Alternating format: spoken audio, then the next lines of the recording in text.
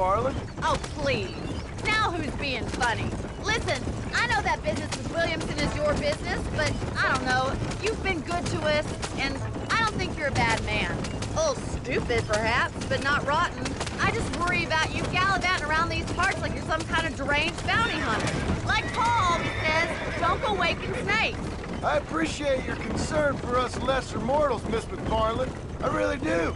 And if there was any other way out, I'd take it. I can assure you of that.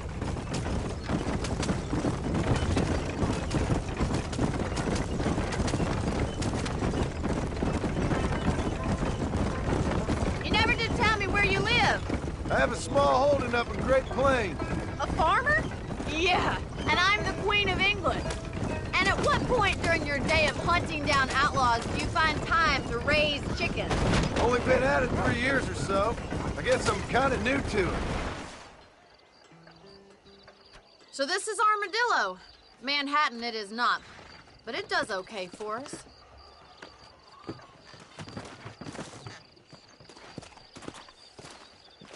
Most important thing for you right now is getting yourself into Dr. Johnson's office to purchase some medicine. The first one's on me. Thank you, miss. I'll pay you back. I'm sure you shall. The doc's a good fellow. He saved your life, so be polite to him. Meet me in front of the general store when you're done.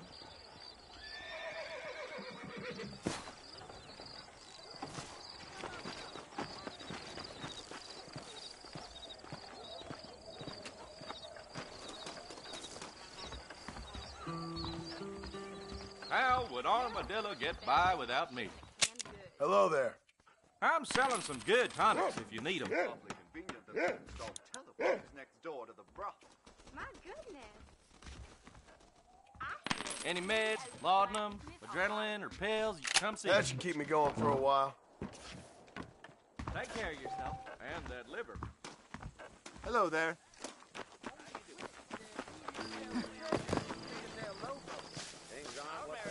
Well, thanks for driving me. It was nice to be able to enjoy the view for once, and a little company never hurts now and again. You're more than welcome, miss. Least I can do. Thank you for the medicine. Why don't you have a look around Armadillo? You can always take a stagecoach back to the ranch later. I might just do that. Travel safely, miss. Try not to get yourself shot. I won't be around to save you this time.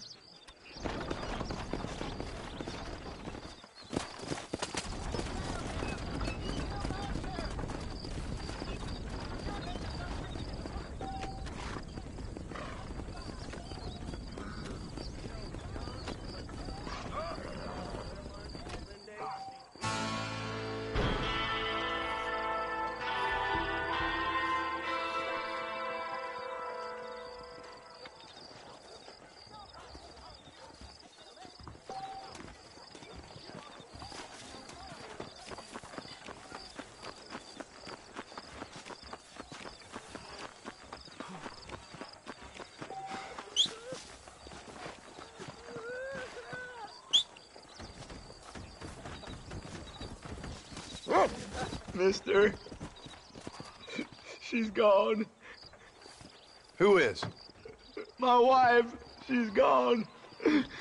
She went out picking mushrooms in the hills near Hanging Rock, and they got her. The stories are true. What'd the police do about it? Oh, about as much as you'd expect. Made me fill out a form. Beryl ain't strong, but she's a good girl. I'll see what I can do.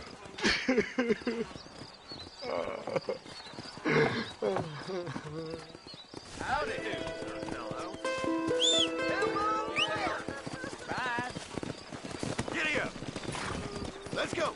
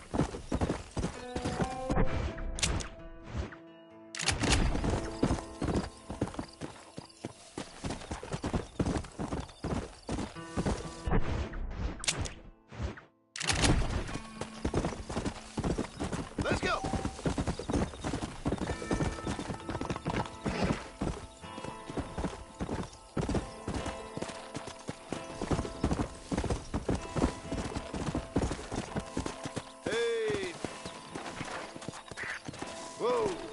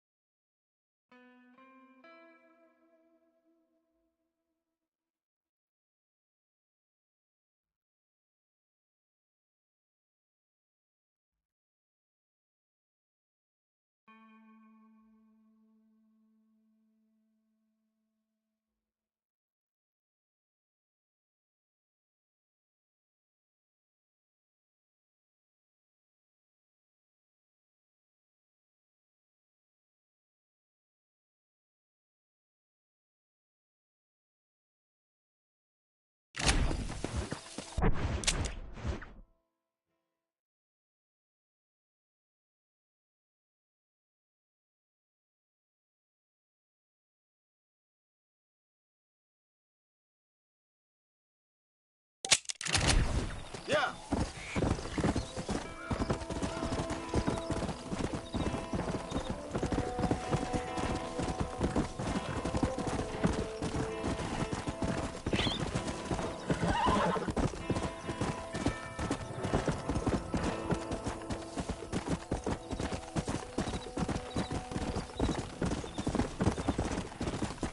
Come on. Go.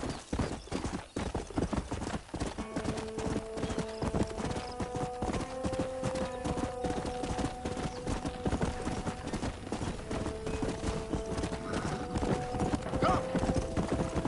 Yeah.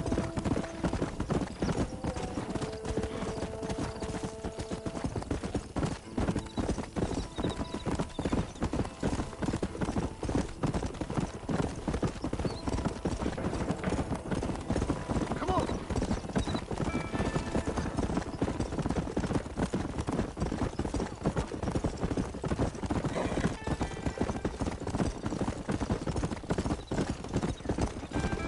Let's go.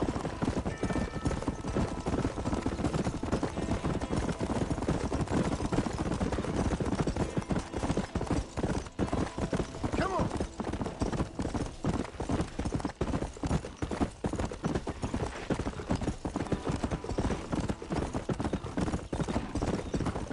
Come on.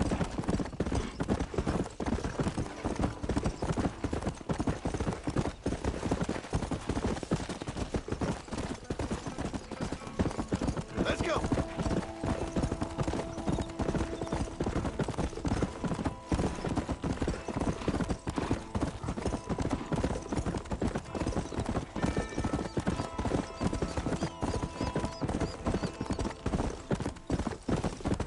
Yeah.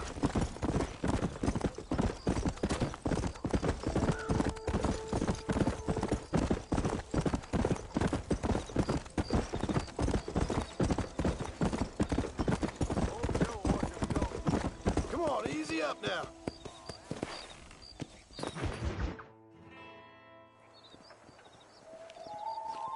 Mr. Marston, I've been hearing about your plans.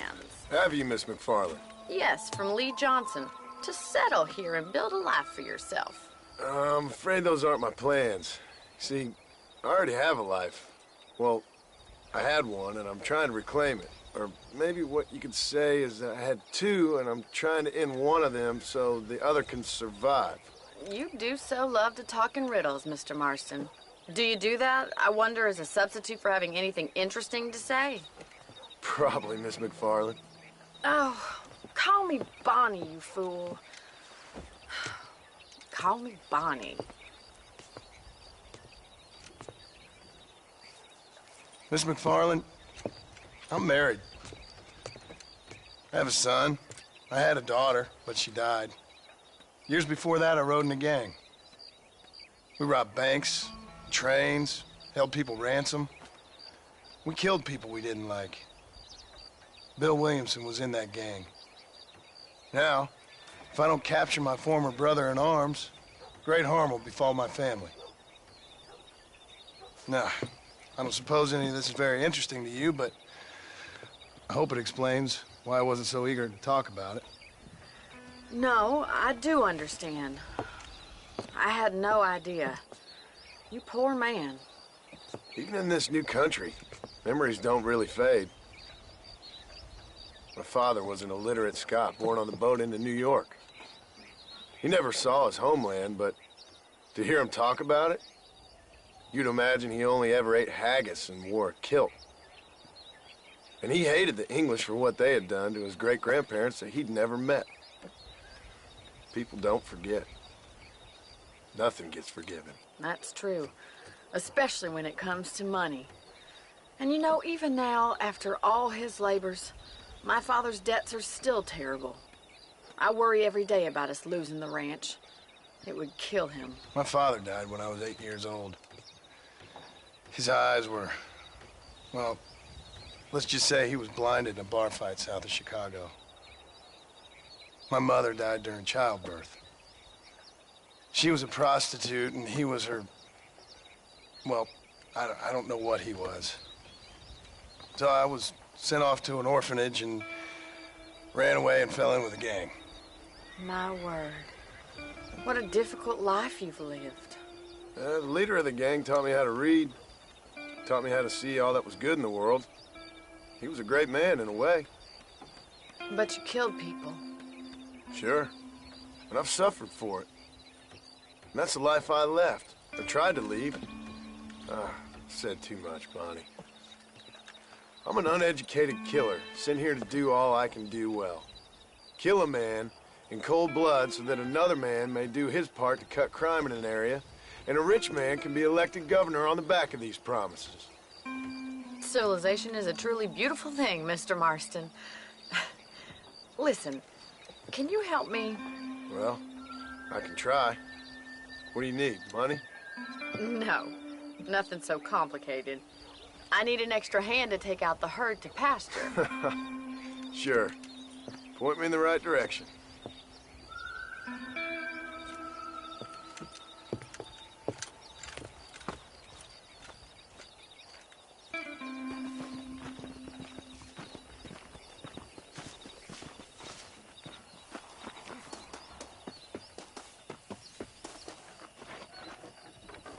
Right. Are you ready to learn how to herd some cows? Come on! Yeah! Thank you for telling me all that back there. It must have been hard for you. I hope you understand now why I've been playing my cards somewhat close to my chest. I didn't know you had a wife and child. Then again, I don't think I ever asked. They're lucky to have a man like you. I ain't so sure about that, but thank you. Good to see you, Miss McFarland. Hello. Hey now! Whoa!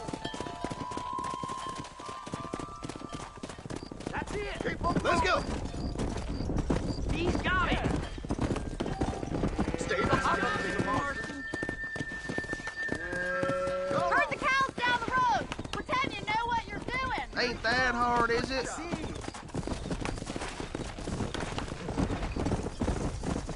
Slow down!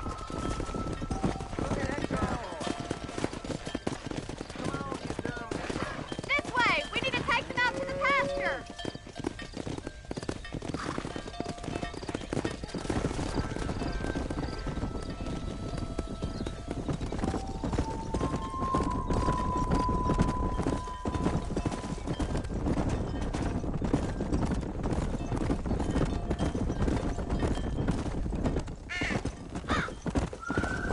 Whoa, whoa!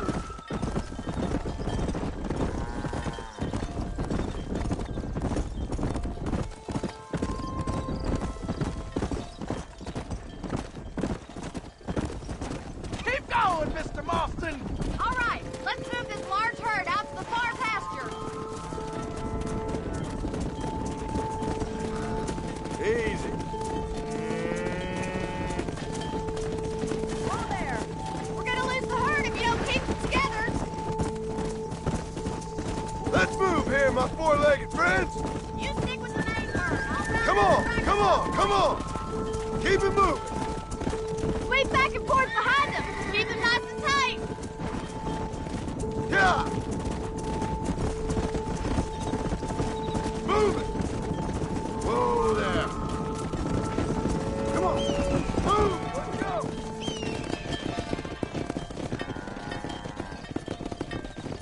You're not bad with the herd. Ranching might be your true calling, Mr. Marston. Either that, or you were a cow in a past life. Thank you, Miss McFarland. I'll see you later. I have work to do back at the ranch.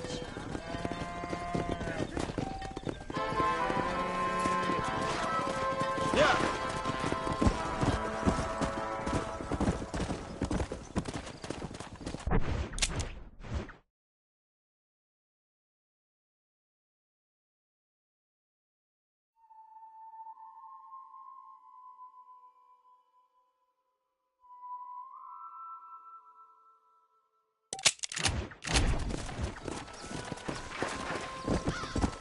Go!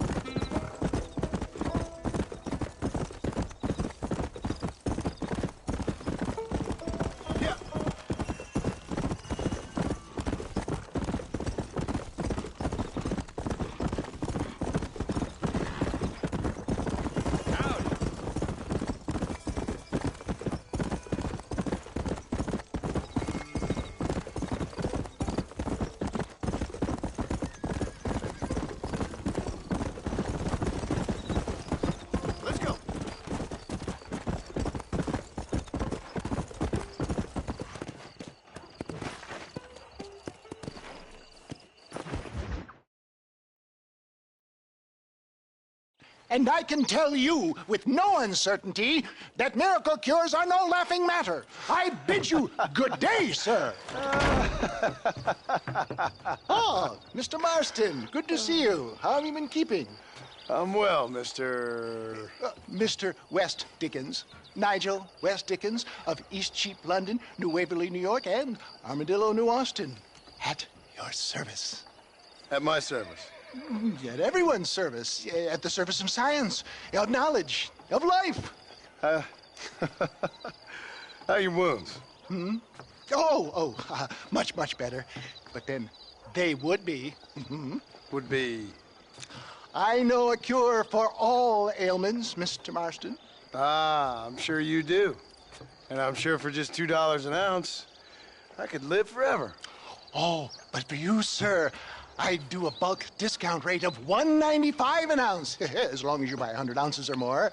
That's a lot of immortality. Give it up, old man. That's Mr. West Dickens to you, boy. Give it up, old man. Listen, Marston, I'm broke, but this stuff is good. It works. I need a healthy young man like you. Come along, let's ride over to my newest customer at Ridgewood, and I'll explain while we go. Okay. Head for Ridgewood Farm, John, and hurry. There are people there in dire need of my tonic.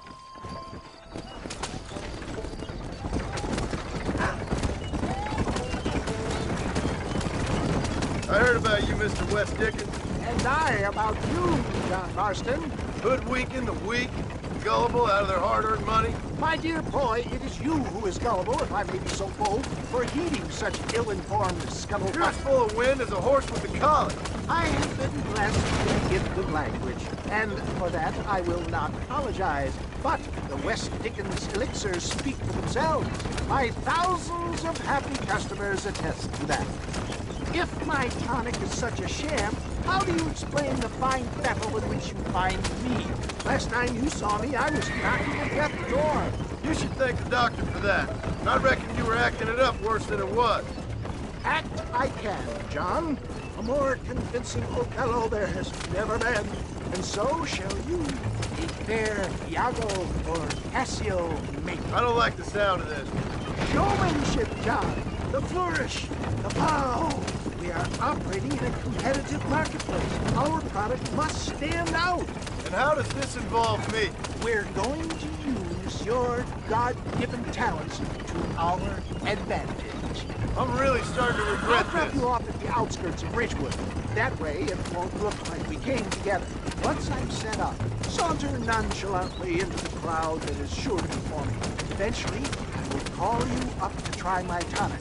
After extolling the virtues, I will have you perform a few feats of wonder to amaze and impress the paying public. Such as?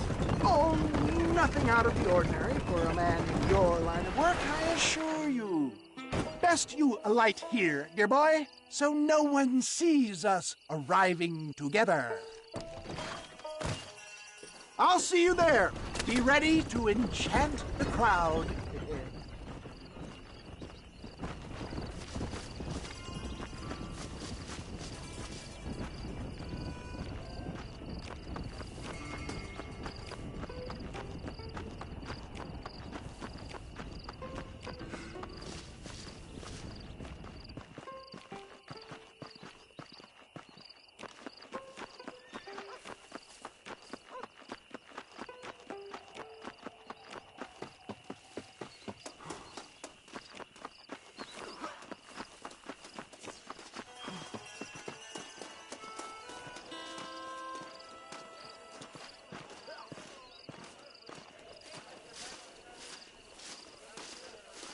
Banish pain to the past. Rid yourself of illness forever. Friends, hard-working souls of Cholla Springs, gather round, gather round. Do you suffer from rheumatism, lumbago, acute chronic sciatic, neurologic, or inflammatory pain? Well, I represent the only company that makes the genuine article that cures headaches, neuralgia, earache, toothaches, backache, swelling, sprains, sore chests, swelling of the throats, contracted cords and muscles, anxieties and ravaged nerves, stiff joints, wrenches, dislocations, cuts and bruises, and it adds vitality and vigor to the healthy man. But can you prove it, old man? Oh, I'm sure there's some customer here who could prove the qualities of it by taking a drink right now. You, sir, come up here. Step right up. That's the spirit. Ladies and gentlemen, pay close attention. This poor, wretched volunteer, entirely unknown to me, will demonstrate the effects of Dr. West Dickens' own patent tonic. Be you a cowpoke or athlete, this miraculous elixir developed with the wisdom of the East keeps the muscles supple and relaxes the cords. It loosens the joints and gives a feeling of youth and vigor to the whole system. Not possible, I hear you say. Well, doubt no longer. Faith can move mountains, but I ask not for faith. I am a man of science, and today science will be vindicated. Your eyesight is greatly improved. Is that not so, friend? If you say so. That's right, it is. You heard him. What a good sport you are, sir. Now, gaze over yonder at that porch. If you squint, you may just be able to make out the skull that's hanging there. Go ahead, friend. Shoot that skull and demonstrate the miraculous eyesight you now possess.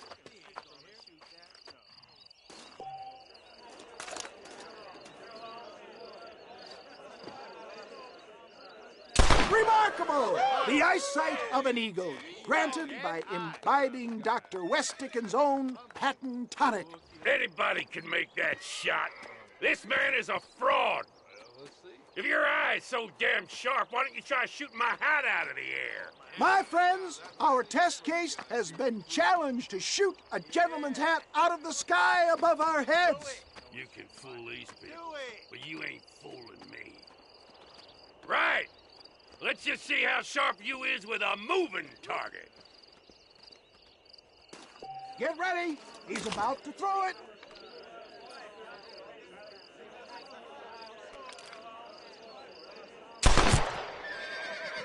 See? That tonic is a sham. Ah, what I dare you? Do not write him off yet. He is still adjusting to the powerful tonic. Well, you want to try that again, sharpshooter? Come on, then. Get ready to shoot that hat. You're more crooked than Have you ever seen such an eye? Behold the power of the elixir, plucked out of the sky. Hey! Hey! What? You think you can put a hole in a man's hat and just walk away, do you? Well, it don't work like that around here, mister. Come on! Are you a man or not? A challenge of battle has been offered to our volunteer. Let the battle commence!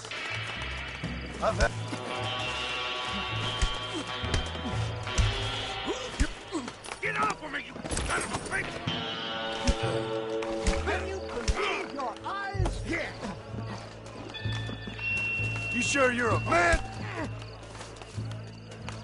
You hit mighty soft for a man. Come on, hit me. You want a broken nose, friend?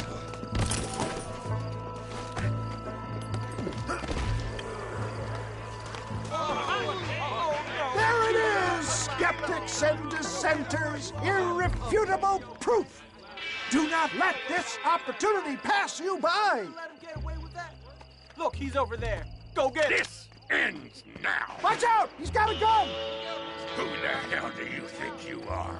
You ain't leaving here alive.